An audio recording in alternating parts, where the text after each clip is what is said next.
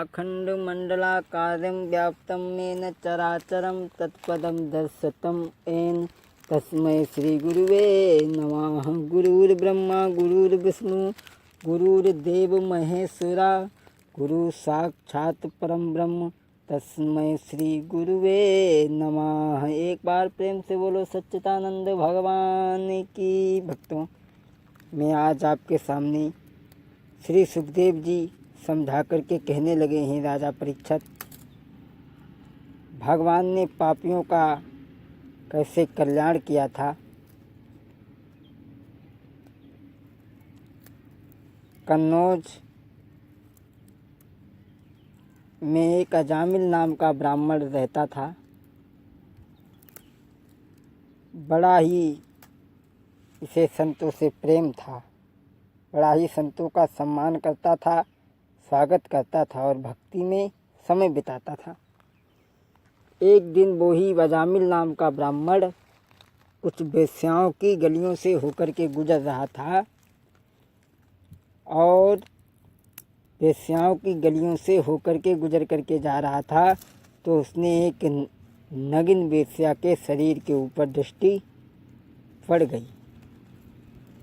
और जब वेश्या पे दृष्टि पड़ गई तब तो वो वेश्याओं की संगत करने लगा और शराब पीने लगा, मदिरा पान खाने लगा, बहुत बुरे बुरे कर्म करने लगा भक्तों। और संत महात्माओं को पा जाता है तो उनका अपमान कर देता है और पहले जाए संतों से बड़ा प्रेम था। अजामिल अत्याचार कर रहा है भक्तों। और अजामिल के दरवाजे पे एक दिन कुछ संत महात्मा आ जाते हैं। अजामिल घर पे नहीं था, उसकी पत्नी थी गड़िका।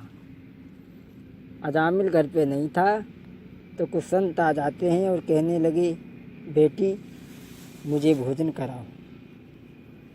अजामिल की पत्नी कहने लगी, महाराज अगर मैंने तुम्हें भोजन कराया तो हमारा पति शाम को आएगा तो वो हमारी पिटाई करेगा। और कहने लगी, बाबा जी पति है मेरो नीच गमार, पति है मेरो नीच गमार, भोजन ना तुम्हें दे सके, पति है मेरो नीच गमार। अरे जो जाने कहूँ सुन पाई तो वो मुँह को मारे।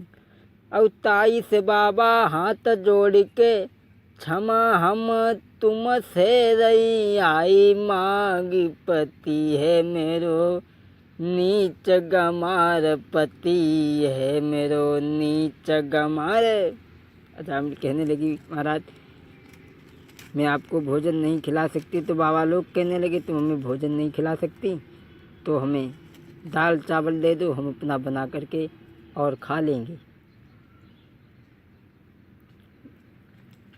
बोले ठीक है स्वामी जी। दाल आटा लिए बनाने के लिए चेला लोग बैठ गए। सब चेलाओं ने भोजन करने के लिए गुरुदेव के बुलाया और गुरुदेव जब भोजन खाने के लिए बैठे तो रोने लगे। सभी शिष्यों ने पूछा, गुरुदेव रोए क्यों? बोले रोए तो हम इसलिए कि आज हम एक पापी के घर का अन्न खा रहे हैं और इसे ऐसी दक्षिणा दे जाएं सो इसके पूरे परिवार को कल्याण हो जाए। अजामिल को पत्नी को बुलाया, कहा बेटी तुम्हारे कितने बेटा हैं? कहने लगी, महाराज हमारे 9 बेटा हैं। बोले नाम? कहने लगी, बाबा जी नाम लेवे में शर्म आती, ऐसे ऐसे नाम हैं। एक को नाम गौहंता, दुष्टचरण, स्त्री हट्टा, दुष्टचरण, ऐसे वैसे बेटों के नाम। तो संतों ने जवाब दिया, तो फिर तुम्हारो जीवन में कल्याण कबहू ना हो। हम बताएं, अब की बार में जब तुम्हारे बेटा जन्मे तो उसका नाम रखना अजामिल। बाबा लोग कह कर के चले गए। इधर में शाम को अजामिल आओ और पत्नी ने भोजन कराओ, बड़े प्यार से भोजन खवाया है। और जब संध्या को पत्नी पति के पाँव दाबी गई तो कुछ न कुछ मतलब की बात ज़रूर करेगी। पाँव धीरे धीरे दबाती जा रही है अजामिल के। कहने लगी, महाराज 9 बेटा तो हुई गए, तुमने नाम धर ले, लेकिन अब की बार में मेरे बेटा होगा, मैं नाम रखूँगी। बोले, रख लिए? बोले, देख नाव ऐसे रख लिए कि जामे ब भगवान को नाव ना आ जाए। बोले, महाराज नारायण सही रहेगा? बोलो, हाँ रहना बहुत ठीक रही। भक्तों, पुत्र का जन्म हुआ तो उसका नाम रखा गया नारायण। धीरे धीरे नारायण जब कुछ बड़े हो गए हैं, और जब नारायण बड़े हो गए तो अजामिल नारायण को बहुत प्यार करता है। खाए तो संग, जाए तो संग, जहाँ भी जाता है अजामिल को अपने साथ रखता है, इतना प्रेम करता है। धीरे धीरे अजामिल का अंत समय आ गया। अजामिल अपने प्राणों को छोड़ रहा है, और भगवान के दूत अजामिल को जब लेने के लिए आए हैं मृत्युलोक में, तो अजामिल चिल्ला करके कहने लगा है, बेटा नारायण, ये काले काले काल दूत बेटा हमको डर पाते हैं। ओ नारायण ले बचा मुझे, हमको पकड़े जाते हैं। ओ नारायण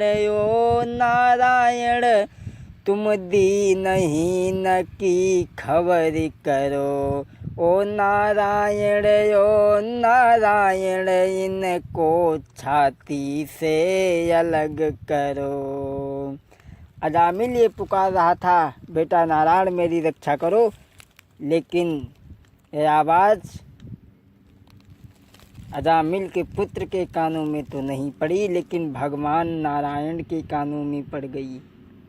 सोचने लगे, मेरा कोई भक्त मृत्युलोक में मुझे पुकार रहा है।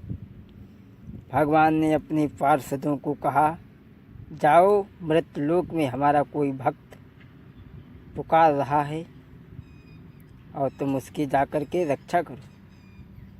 भगवान के पार्षद चले हैं, और जैसे ही उनके दूतों ने देखा है तो उन्हें छोड़ करके भाग गए। और भक्तों, अजामिल को वो स्वर्ग में लाए। अजामिल कहने लगा, और जैसे ही स्वर्ग में पहुंचा तो अजामिल ने भगवान के चेहरे की तरफ देखा तो हंसने लगा। कहने लगा, प्रभु मैंने तो पाप किया, अत्याचार किया, पर तुमने मुझे स्वर्ग क्यों दिया? भगवान कहने लगे, भक्तराज दवाई चाहे मर्ज की खाइयो और चाहे गैर मर्ज की खाइयो, अगर दवाई खाओगे तो वो अपना असर ज़रूर दिखाएगी। और भक्त, राम के नाम की महिमा कभी खाली नहीं जाती। वृथा जाई तन धन सभी, वृथा जाई धन धाम, और वृथा न जाता है कभी वो नारायण को नाम। संसार में हर चीज़ धोखा दे जाए, लेकिन भगवान का नाम कभी किसी को धोखा नहीं देता। और बताया भी गया है क्या, नाम की महिमा न खाली जाएगी। अरे नाम की महिमा न खाली जाएगी, वो दवा अपना असर दिखलाएगी। जय हो, वो दवा अपना असर दिखलाएगी। अरे आग को छू लेती बंदे जान के, आग जलने से बचाना पाएगी। अरे राम की महिमा न खाली जाएगी। भगवान ने अजामिल को वैकुंठ में पहुंचा दिया। भक्तों, नाम लेने से आदमी भव सागर से पार हो जाता है। स्वामी जी ने भी कहा है, कलयुग केवल नाम आधारा, सुमिर सुमिर नर उतर ही पारा। तो माताओं, अपने बच्चन के ऐसे नाम रखियो सो तुम्हारो एक कल्याण हो जाए। अब हम आपको एक उदाहरण दे दें। 4 भाई थे, अपना काम करते थे और भजन भी करते थे, लेकिन एक भाई था न तो वो काम करता था न वो भगवान का भजन करता था। और 3 भाई अपना काम करते थे, भगवान का भजन करते थे। उन्होंने सोचा कि ये बड़ा भाई तो संगत में पढ़ कर के बिगड़ गया, ये सुधरे कैसे। तो एक बाबा जी जा रहे थे, उन्होंने बाबा जी से पूरी अपनी स्थिति बताई। कहने लगे, महाराज हमारा एक भाई है, वो भगवान का भजन नहीं करता, ना ही काम करता है। बाबा जी पहुँचे तो बाबा जी ने कहा, बच्चा इधर आओ। बोले, हुआ हम होते ही नहीं। बोले, अच्छा बेटा राम कहो। बोले, जौना हम कहते ही नहीं। बाबा जी ने क्या किया, उठाओ दही मारो, छाती पर बैठे, कहीं नहीं कहीं। बोले, बाबा राम नहीं कहीं, चाहे मार डारो, बाबा ने छोड़ दो, हमारो काम हुआ। वो मरा। जब वो मरा, भगवान के यहाँ पहुँचा, सब पन्ना खोल के देखे गए, सब दुष्कर्म सब दुष्कर्म सब दुष्कर्म।